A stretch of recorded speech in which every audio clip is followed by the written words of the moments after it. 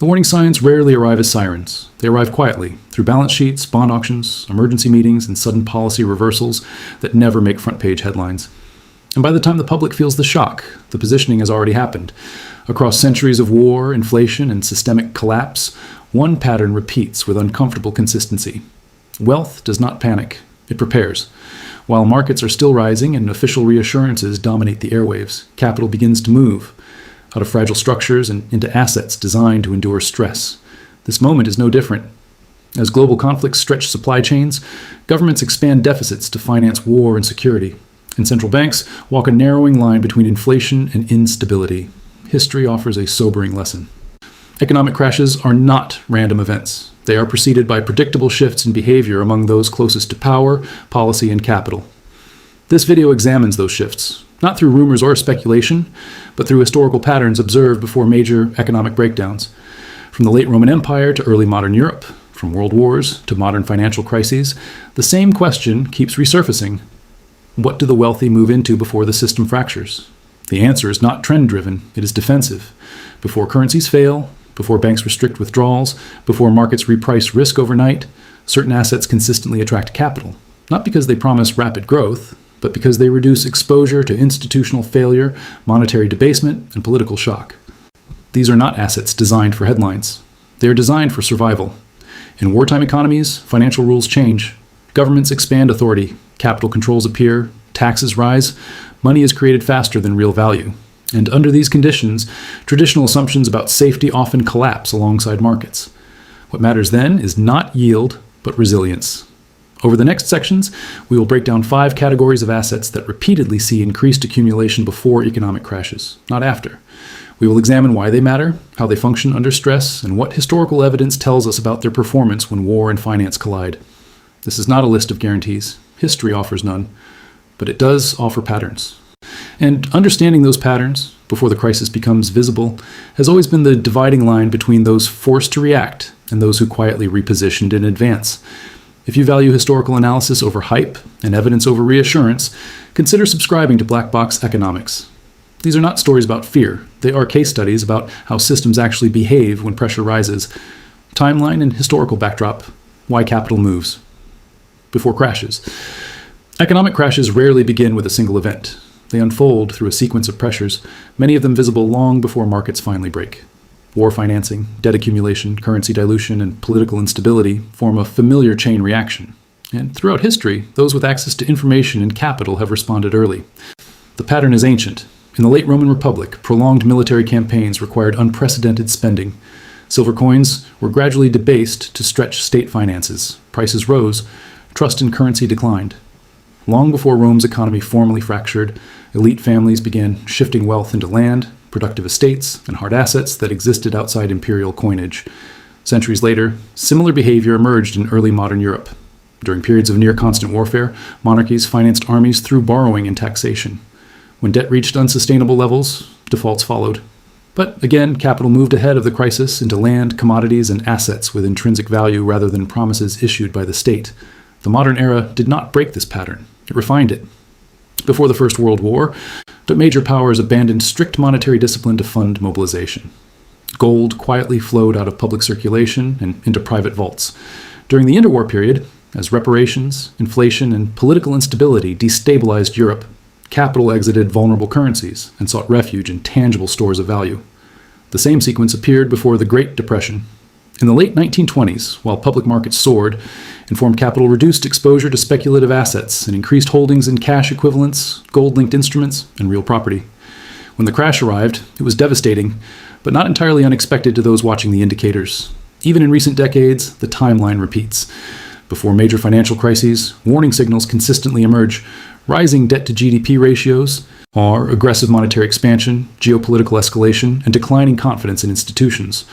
Public narratives often emphasize stability. Private capital quietly prepares for disruption. War accelerates this process. Conflict forces governments to prioritize survival over stability. Spending increases rapidly. Tax structures change. Central banks absorb a debt. Inflation becomes politically tolerable. Under these conditions, assets tied directly to the financial system become vulnerable to policy intervention. Historically, it is during this pre-crisis phase, when risks are mounting but panic has not yet arrived, that strategic repositioning occurs. By the time headlines declare a crash, most defensive moves have already been made. This matters because the assets accumulated during this window are rarely speculative. They are chosen for one reason. They function when systems are stressed, constrained, or restructured. Understanding this timeline is critical. The goal is not to predict exact dates. It is to recognize the environment in which capital historically begins to move, and why the same categories of assets repeatedly attract wealth before economic breakdowns. In the next section, we will move from context to mechanics, breaking down the first of these assets, and why it consistently appears at the top of the list when stability begins to erode.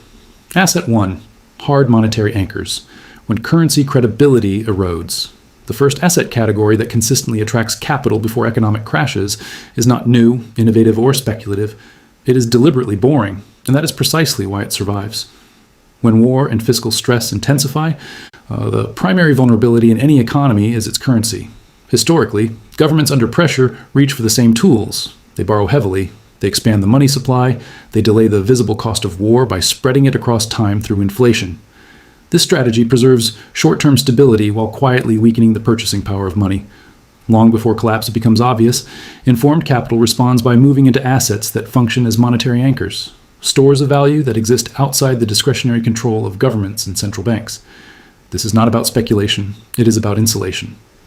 Across history, precious metals, particularly gold, have served this role, not because they generate income, but because they retain acceptability when confidence in paper claims declines. In wartime economies, gold has repeatedly become a settlement asset of last resort, portable, divisible, scarce, and politically neutral. The Roman elite understood this. As silver coinage was diluted, gold retained purchasing power across regions and regimes. Medieval merchants relied on it during periods of fragmented authority. In the modern era, gold has repeatedly absorbed capital during moments of monetary transition, from the collapse of fixed exchange systems to inflationary shocks driven by war spending. What matters is not price appreciation in nominal terms. What matters is continuity of value when currencies are restructured, redenominated, or restricted.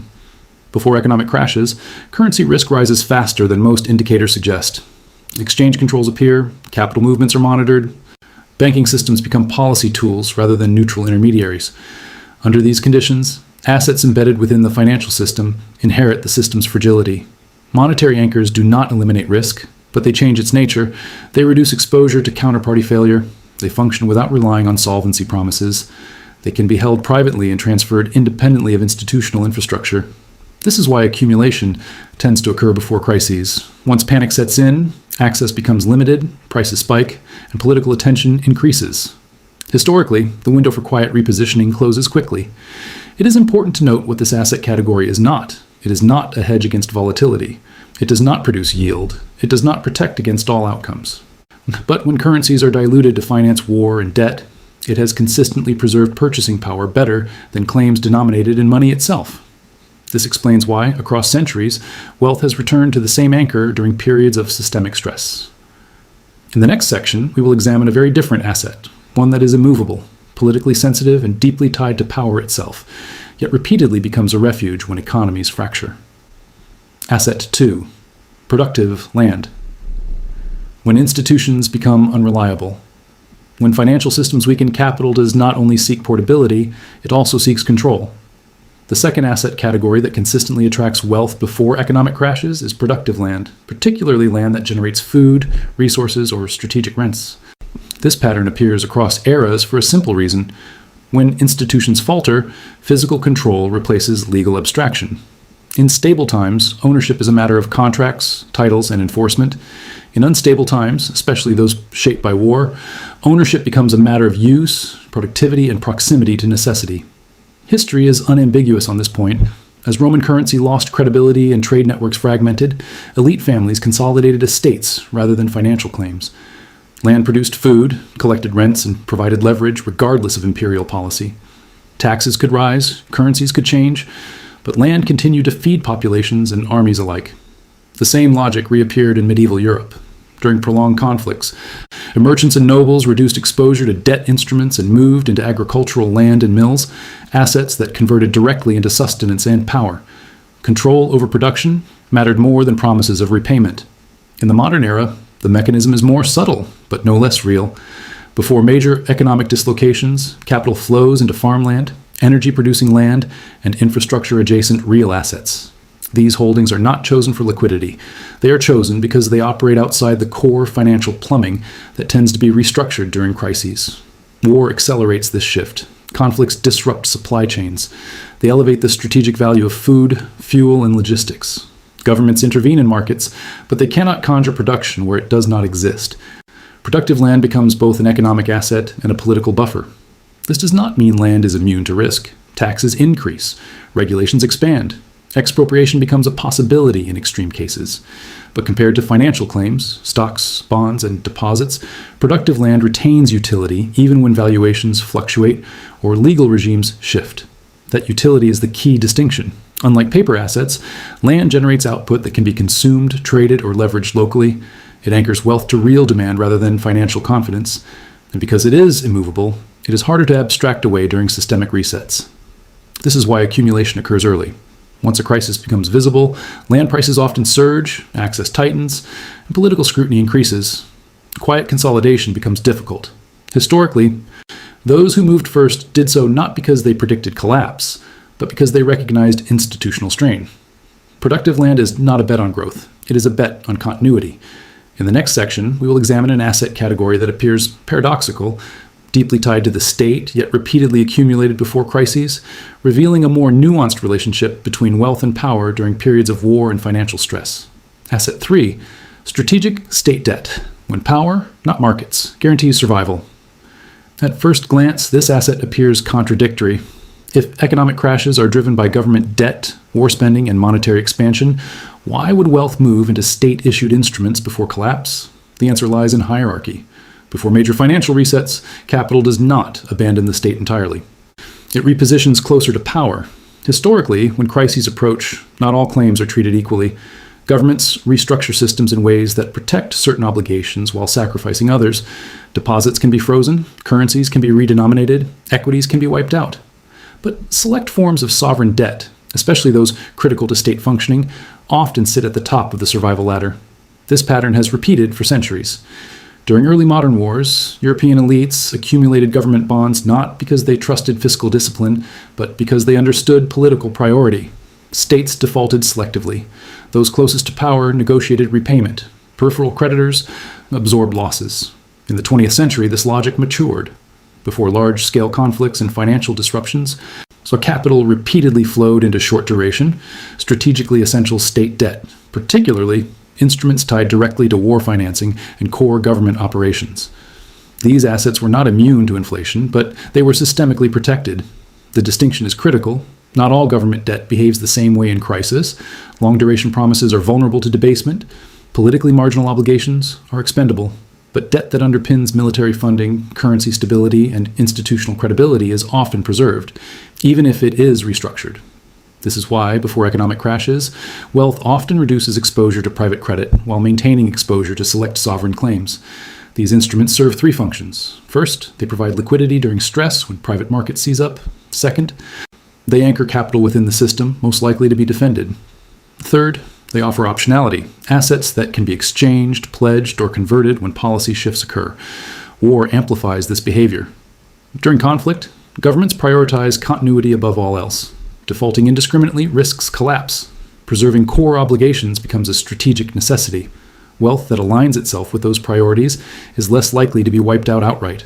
This does not mean state debt is safe in real terms. Inflation can erode value. Purchasing power can decline. But in relative terms, compared to unsecured claims, it often survives systemic transitions better than expected. The mistake is assuming crashes are equal opportunity events. They are not. They are reorganizations of priority. Understanding where an asset sits within that hierarchy has always mattered more than headline risk. And before crises, wealth tends to move accordingly, away from the periphery and closer to the center of decision-making. In the next section, we turn to an asset that operates entirely outside this hierarchy. Portable, discrete, and historically favored when mobility becomes as important as preservation.